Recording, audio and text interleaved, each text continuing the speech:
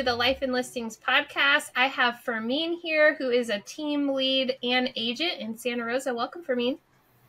Hey, Jen, how are you? Pleasure talking to you and seeing you again. Yeah, right? Long time no talk. Been a long time.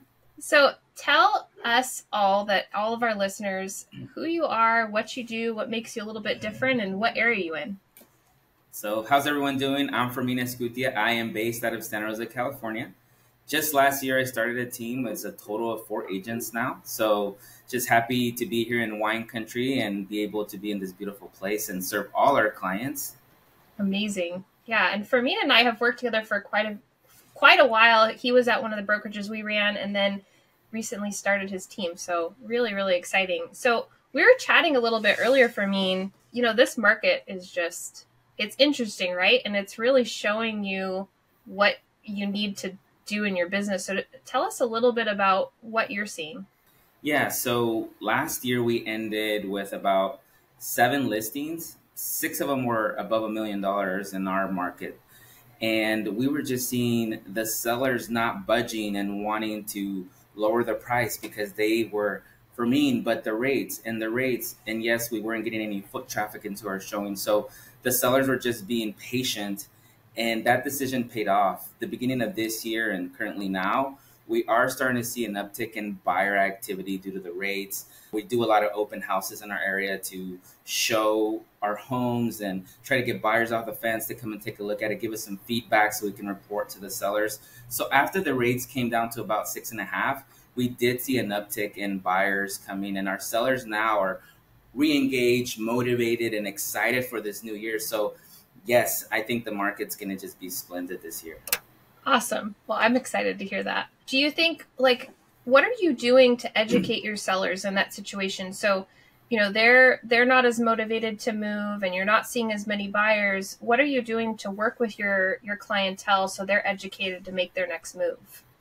So what we're doing is, as a new property hits the market, it's almost like a new listing presentation. We're saying, hey, Jen, by the way, did you see the new house on 123 Apple Street? It has this and this, and this is what you're competing against now. So we are maintaining them in the know versus just, hey, we didn't have any showings this week. Hey, the rates did this. We're actually re-engaging with them on a weekly basis and telling them, pay attention to the market. This is the new property that hit. This property has been on the market as many days as you.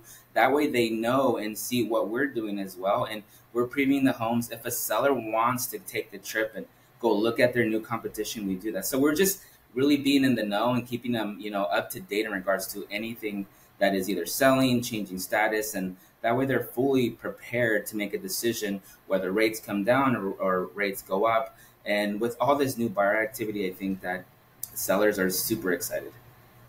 I feel like that's such a great tip, is that having your sellers go look at their competition so they can actually see who is next door, what those houses look like. I mean, I know we have a lot of sellers that are looky-loos, but actually telling them, hey, this is on the market.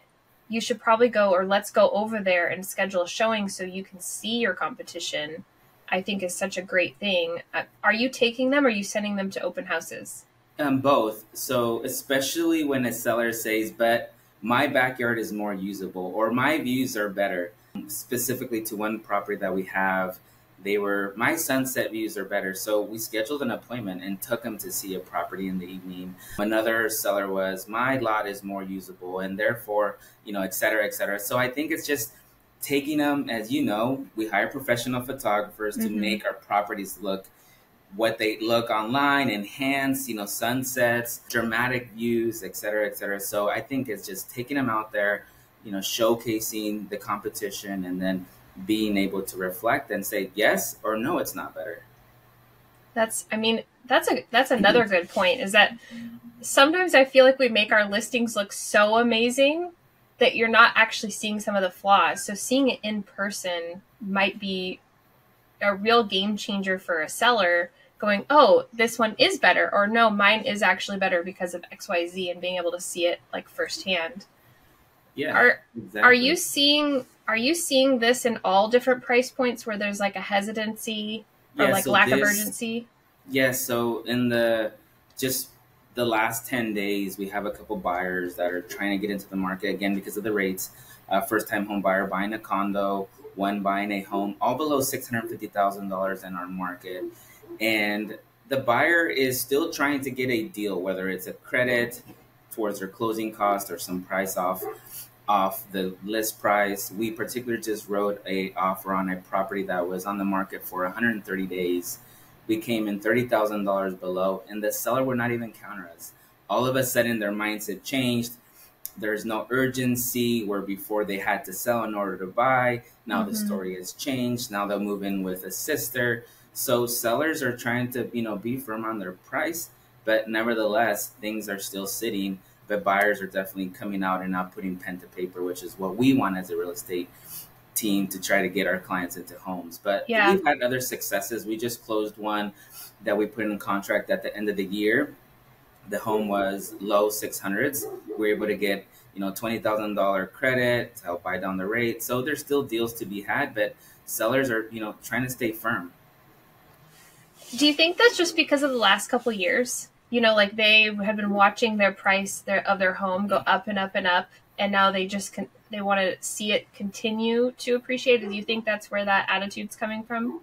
Yeah, so it's still because of the lack of inventory and the lack of deals closing compared to the years prior, right? The COVID years where there was deals closing on a daily basis.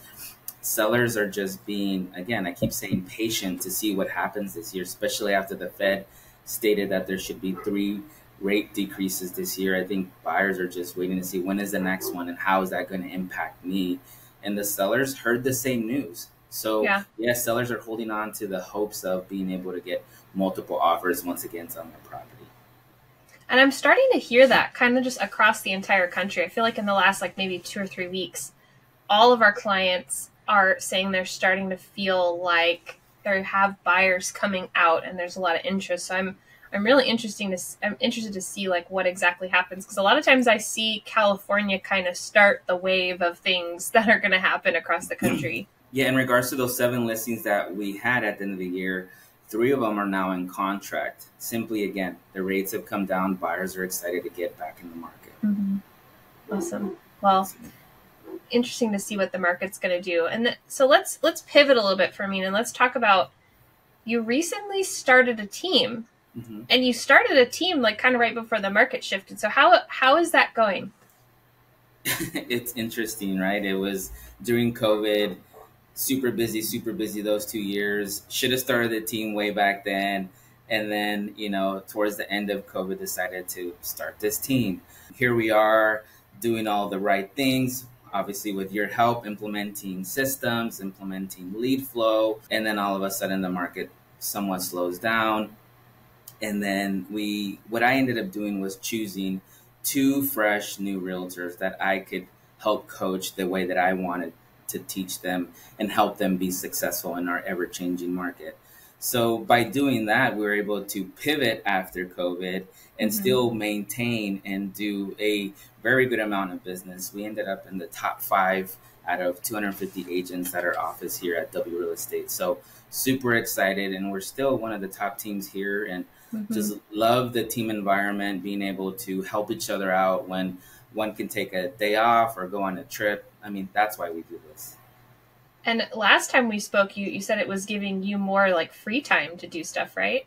Yes. So I'm married and have 4 kids. They are super busy. They play sports, ballet. They do a lot. And so by being able to create the team, it was a win-win for all of us, right? So whether coaching now and being involved, going to all the practices, going to the games, it's instead of during the COVID years, as you remember, we were just running everywhere, no time. Everybody wanted to buy a house. Everybody wanted a piece of Sonoma County. And now with the team, it allows us to have a life.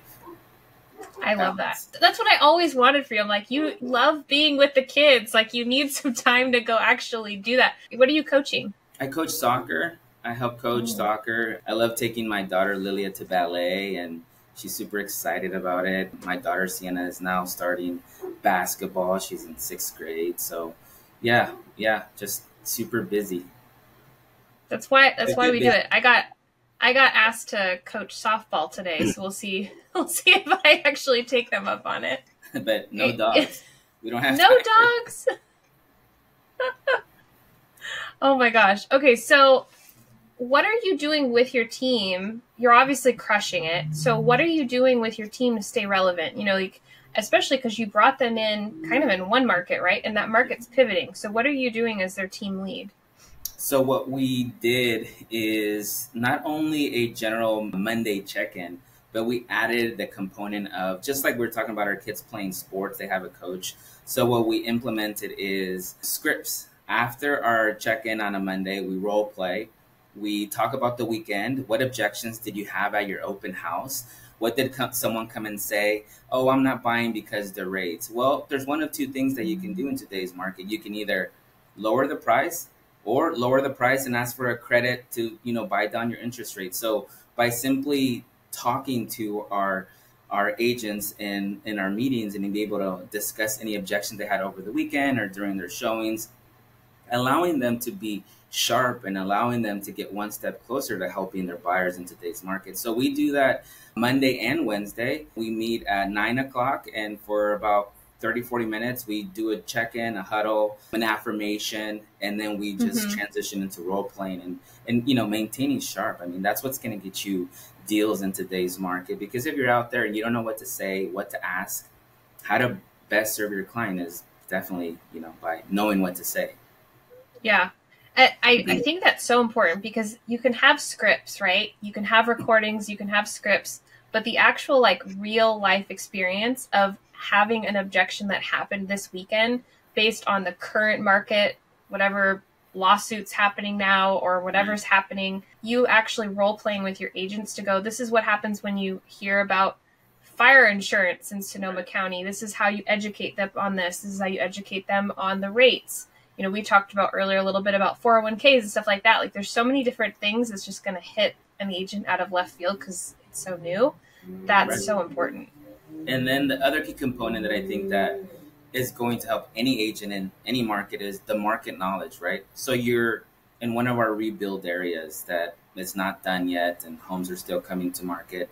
It's being in the know and making those calls to see, hey, does anybody have a new listing? Calling the local builders, what's coming in the next 6 months, because you're having people relocate to our area that are not ready to buy now. And there's at times where you can connect with the builder and say, hey, can we make any improvements, any changes to a home? So there, you just focused on a client's needs and allowed them to create a home the way they want it. So just by being in the know and understanding your market knowledge, it's going to help you get one step closer to, serving your clients. Yeah, absolutely. I mean, I feel like that's great. Are you going to grow your team any further? Or are you going to stay small and lean? Lean and mean. I remember during college working in the trades, and my boss at the time said that you stay lean and mean because once you grow too much, you lose that control, and you want to be focused and sharp and be able to move and pivot quickly without being like, hey, what do I do now? Who's there? Who's on third base? We're able to adjust. I think that's a great decision. I think right now everyone's saying like, you need to cut back or you need to grow really large to kind of get through the way the market's at. So, all right, well, I'm going to pivot and I'm going to ask you one of the questions that we ask on almost all the podcasts. So we're going to keep it PG, right, Fermin? Because what is maybe PG-13 is fine. What is the funniest thing that has ever happened to you in real estate? Oh, well, I'll keep it PG-13. I was a new agent in the downturn, and people were losing their homes and bank owns and short sales, and here I am, a brand new agent, scheduled a showing, knocked on the door with my clients, and I said, hey, we're here to see your home. Is it okay? They're like, yeah, come on in. Just quick question. All the rooms are accessible, because at that time, you didn't know who was there. People were leaving, coming and going. So just always asked, all the rooms are vacant. Everybody's out of the house. So we walked down the hallway. We knock on the door. It was closed. The door was closed. Sure enough, we knock. We open and there's someone there. And we're like, oh, great. We better leave. This is not what we were told, and my clients are like, "Can we leave now? This is embarrassing. There's some couple in the bed. We gotta go." So it was uncomfortable to say the least. Yeah. But they didn't buy that house. They didn't. See, They did. that's actually a funny point. Is like, what if that is the house? Like, that's the house, and you have to put in an offer, and that's the Mr. and Mrs. Seller that you now have Right. to negotiate with. Like, Right. it's just crazy. Yeah. But The it stuff was we during see. the downturn, and there was either missing cabinets or other things. You know, in this case, it was fully occupied.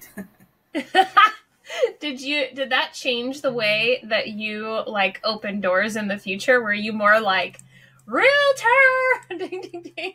Yeah, a loud knock, realtor in the house, and then I knock on the doors before I open the doorknob just to make sure. So Yeah. yeah. Been there. I have found strange people in houses before, and I am like very, very weird about the like knock, knock, knock. Realtor, I'm coming in. Like if I even have like the slightest weird vibe, because I don't really want that happening to me. Yeah. So You have to be Fermin, careful. it was so great having you on the podcast today. If anybody has a client that's coming to Sonoma County, what's the best way to reach you? Yes, so my direct phone number is 707-292-0099. Send me a text or call me, and then will we be sharing email addresses and all that, Jen? Yeah, I'm going to drop your website and your Okay. email and your phone down in the show notes too if anyone needs to get a hold of him. Yeah, let us be your wine country resource here. We have our pulse on the market. This is what we do. We love it here. So we'd love to help you and your clients find something here in Sonoma County. Awesome. Well, thanks, Fermin. It was nice seeing you, and have a great day. You too. Take care.